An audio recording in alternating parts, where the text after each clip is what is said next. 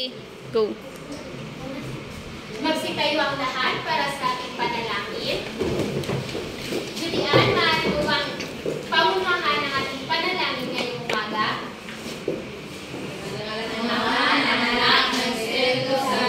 Amen! Magsiupo ang lahat. Magandang umaga mga bata! Magandang umaga po! Kumusta kayo? Mabuti! May lumiban ba sa ating klase? Wala po! Okay, mabuti naman kung gano'n. Bigyan natin ng 5 palakpak ang ating mga sarili. Ngayon mga bata, bago tayo dadako sa ating talakayan ngayong umaga, ay meron akong inihanda ditong mga kasusuan. Handa na ba kayo mga bata? Oo!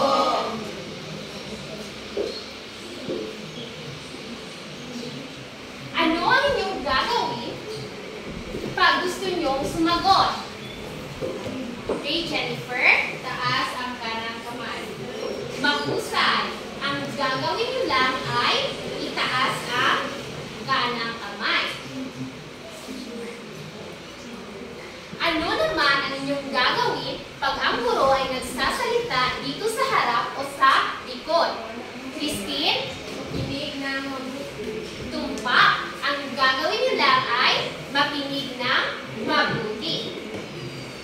Ano naman ang inyong gagawin pag ang guro ay nagbigay ng aktibidad? Baby Joy? Kailan mo po? Tama. Ang gagawin nyo lang ay makilahok. At ang panghuli ay gusto ko kayong umupo ng maayos. Nagkakaintindihan ba tayo sa ating mga kasunduan, mga bata? Opo. May mga tanong ba? Wala po. Mabuti naman kung ganon. So mga bata, ano ang itinalakay natin kahapon? Lubama? Ang tinalakay natin kahapon ay tungkol sa mga salitang magkatulad. Mahusay. Ang itinalakay natin kahapon ay tungkol sa mga salita na magkatugma. Ano nga ulit ang mga salitang magkatugma, mga bata? Bisalin? Haliang sunog at ang dulo nito. Okay, mahusay. Ngayon mga bata ay gusto kong tumayo kayong lahat dahil meron tayo ditong energizer action song. Ang gagawin nyo lang ay sumayaw at kumanta. Handa na ba kayo mga bata? Oo!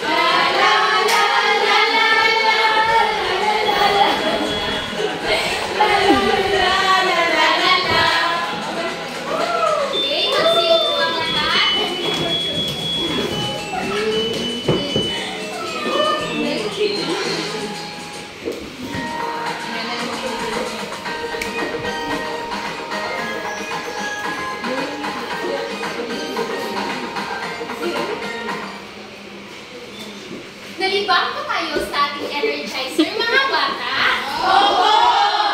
Nakita ko nga. So, meron akong mga larawan dito. Ang gagawin nyo lang ay obserbaran kung ano ang mga nasa larawan. Ano-ano nga ba ang mga nasa larawan, mga bata? Lubama? Nasa larawan, ipapakita natin kung saan bahay. Tumpak. Ang nasa larawan ay may bahay. Ano pa? Jennifer? Damit at pagkain. Tumpak. Merong mga damit at pagkain. Ngayon, mga bata, ano nga ulit ang ating kasunduan tuwing ang guro ay nagsasalita sa harapan? Makinig ng mabuti. At kayo ay makinig ng mabuti. So, may mga tanong ako. Kinakailangan ba natin ang mga bagay at pagkain na nasa inyong harapan? Oo. Paano nyo nasabi? Christine? Dahil yan po ang mga pangunahing pangangailangan natin sa araw-araw. Tumpak. Ang mga larawan ay halimbawa ng mga pangangailangan natin pang-araw-araw. So, mga bata, ano ang mangyayari sa atin pag wala tayong tahanan? Walang matinihan. Paano naman kung wala tayong kinakain? Magugutom. At paano naman kung wala kayong damit? Okay, makikita ang buong katawan. Kaya, ito ang mga halimbawa ng mga pansariling pangangailangan. So ngayon, mga bata, ano sa palagay niyo ang ating tatalakayin ngayong umaga? Beverly?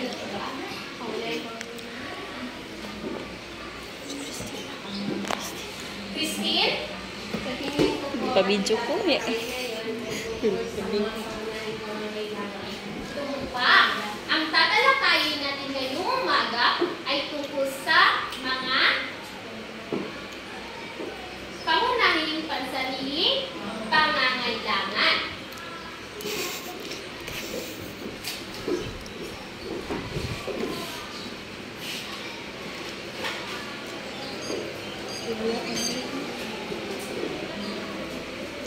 Ang tatalakayin natin ngayong umaga, mga bata, ay tungkol sa mga pangunahing pansariling pangangailangan. Ang una ay tahanan. Pakibasa lahat. Tahanan. Isang lugar kung saan sama-sama ang pamilya at masayang nagkakasama at nagpapalitan ng kanilang ideya sa mga bagay na kanilang naranasan sa pang-araw-araw na pamumuhay. So, ang tahanan ay isa daw lugar kung saan ang isang pamilya ay nagkakasama-sama. Mga bata, nagkakasama-sama ba kayo sa inyong mga tahanan? Hindi po. Bakit, Baby Joy?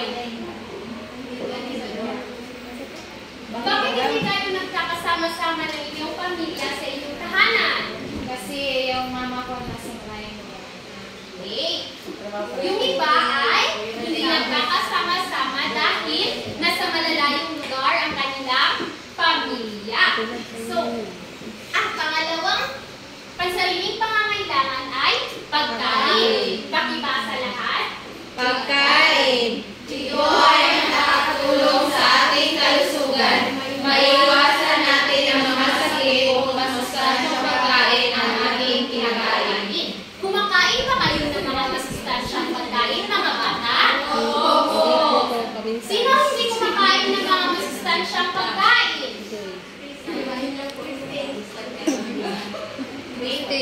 So, kailangan natin kumain ng mga masustansyang pagkain upang tayo ay maging masigla at malusog. At ang panghuli naman ay damit. Pakibasa ulit. Damit. Ito ay tumutulong upang mapangalagaan ang ating kalusugan at ating mga balat. May mga damit na para sa tag-init na panahon at mayroon ding para sa tag-ulan. Nagsusuot pa kayo ng mga damit, mga bata? Oo! Ano ang inyong isinusuot Sure, di ko. Jacket. Ano pa? Ano pa? Pajama. Pajama. Ano naman ang yung sinusuot tuwing Ito, mag-sunbathing. Short. Short at sando. So, bakit kailangan natin pangalagaan ang ating mga damit?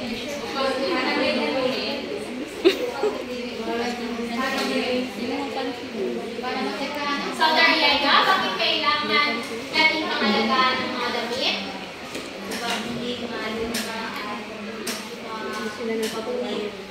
Okay, tumpak upang hindi maluma at mapunit. So, yun ang mga pansariling pangangailangan. Ano nga ulit ang tatlong pansariling pangangailangan natin, mga bata? Tahanan, pagkain, damit. Okay, mahusay. May mga tanong ba tungkol sa ating talakayan ngayong umaga? Wala po. Mabuti naman kung ganun. So, ngayon mga bata, ay meron ako ditong bond paper. Ang gagawin nila ay gumuhit ng isang halimbawa ng pangunahing pansariling pangangailangan. At bibigyan ko kayo ng 3 minuto upang tapusin ang aktibidad. Nagkakaintindihan ba tayo? Oo. At bago yun, meron akong mga pamantayan upang makuha ang inyong mga puntos. Pakibasa lahat. Kamatayan. Napakahusay. 5 puntos. Ayos, kalinisan. Kalinisan, malinis ang pagkakaguhit at walang mga bigla. Kasama pa ng Konsepto ang pagkakalalaan ng nalalaman sa konsepto na inuhin. Okay, mahusay. May mga tanong ba mga bata? Wala po.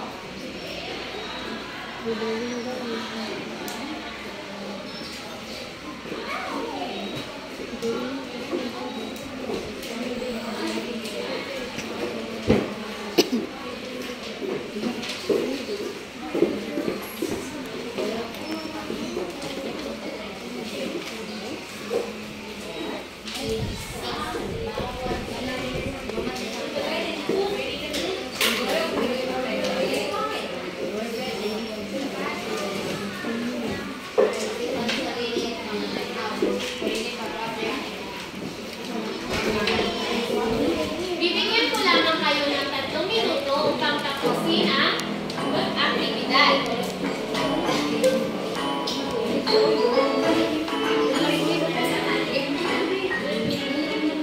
Dali.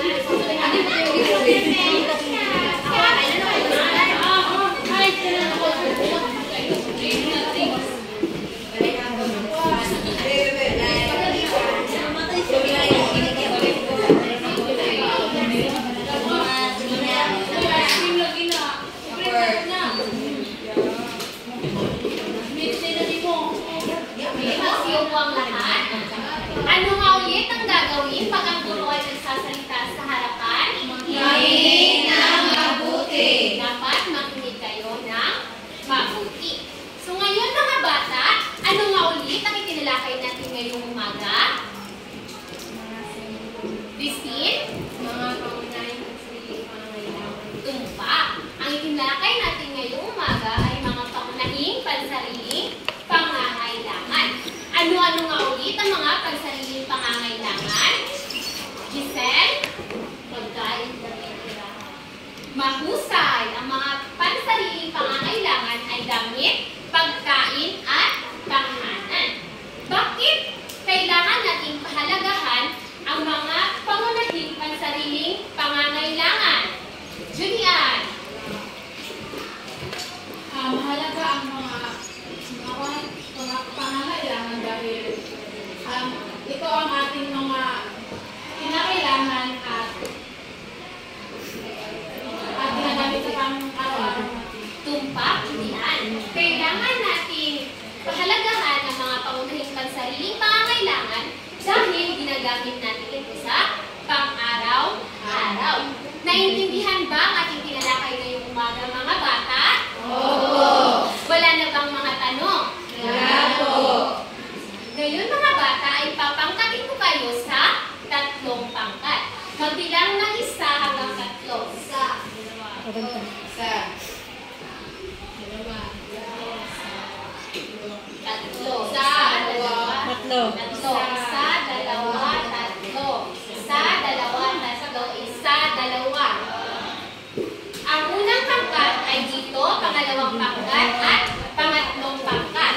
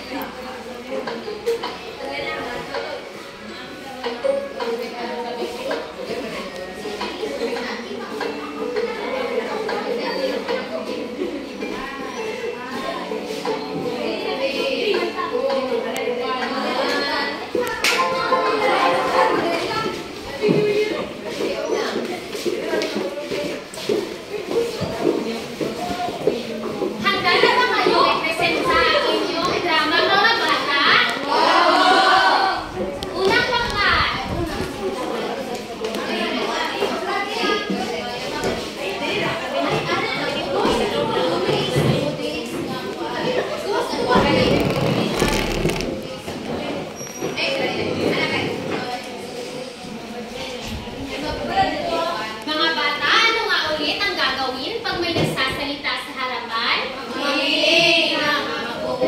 Palakpakan natin ang unang pangkat. Kami ang unang pangkat. Ang aming napili ay ang kahalagahan sa pagkakaroon ng pera. Oy, gising na! Gising na! Alas 9 na, nakatulog pa kayo. Sige na, bangon na! Alas 9 na. Alam niyo kung una ng pera sa labas, hindi kayo makakatulog. Gising! Gising! Pag-uwas ng plato, magsahin na kayo. Kanilos, bangon na, bumili na palis-palis sa pas. Dali, dali, dali! Gising na!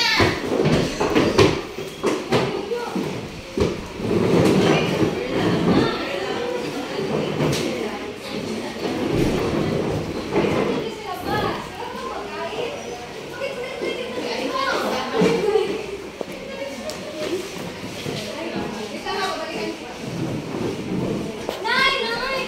Bakit na nila kanina? Abay, hanap po ako doon sa labas. Grabe niya ako sa pagkain tapos pinipin ang damit niya. Maaari na ba? Sige. Asan ang pandesal? Hindi ako makabili. O, sama ko siya. Bili kayo pandesal, tapos uwi kayo agad.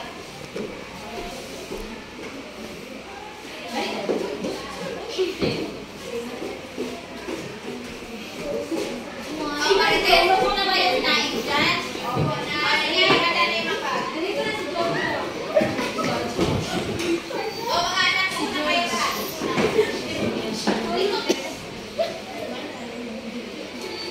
O, mga anak, meron isinama sa Neros. Neros, ano ka nakita? Sa labas ng Kuan. Sino pangalan mo? Bakit nasa Jojo? Nasaan ang bahay niyo? Malaki ko na siya. Saan ang nanay mo? Kaya pa ako may kapatid na. Malayo ka ba? Lalaki daw pero sex kayo. Okay, simula ngayon, si Jojo, dito na lang sila sa bahay, okay? Tapos Jojo, araw-araw meron kami ginagawa dito ng linis, may toka kami na gawain. So, ang toka mo, pagising mo sa umaga ay ikaw ang mag-init ng tubig para meron tayong pagkain. Inindihan mo ba? Okay, mga anak, simula ngayon, dito na si Jojo titira sa bahay.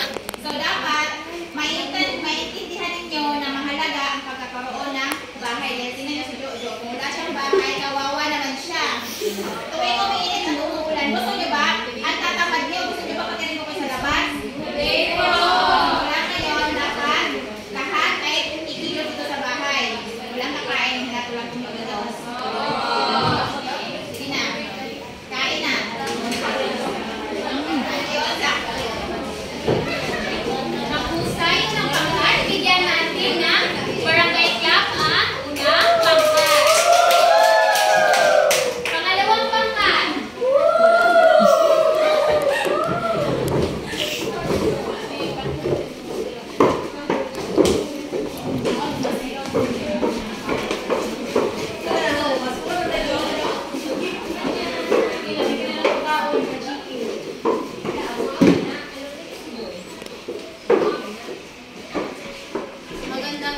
Magandang umaga sa inyo lahat. Ngayon ay ipapakita namin kung paano ang mga tao magpapalang pagkain.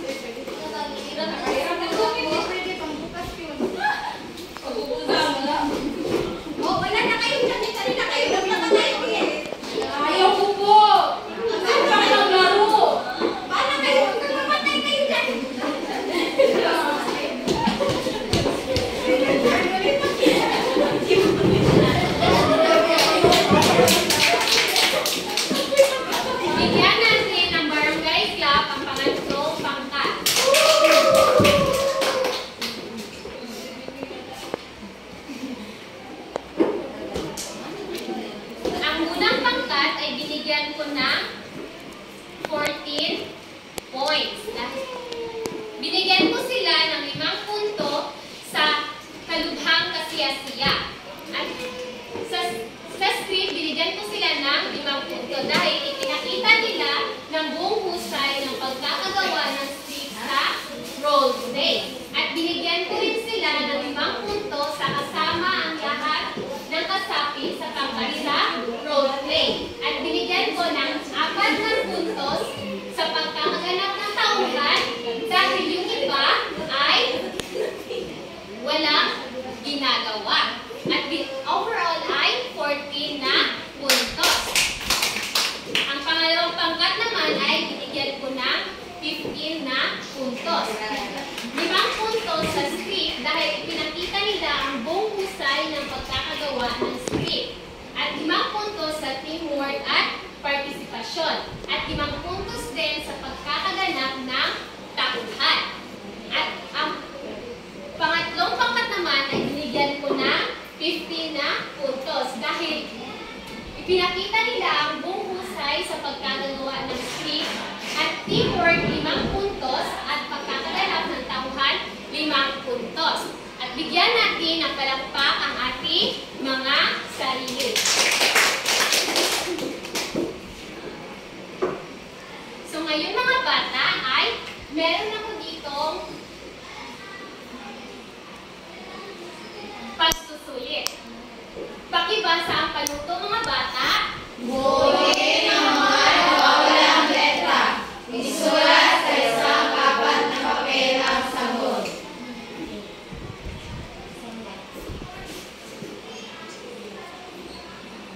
Takdang aralin. Pakibasa lahat. Mag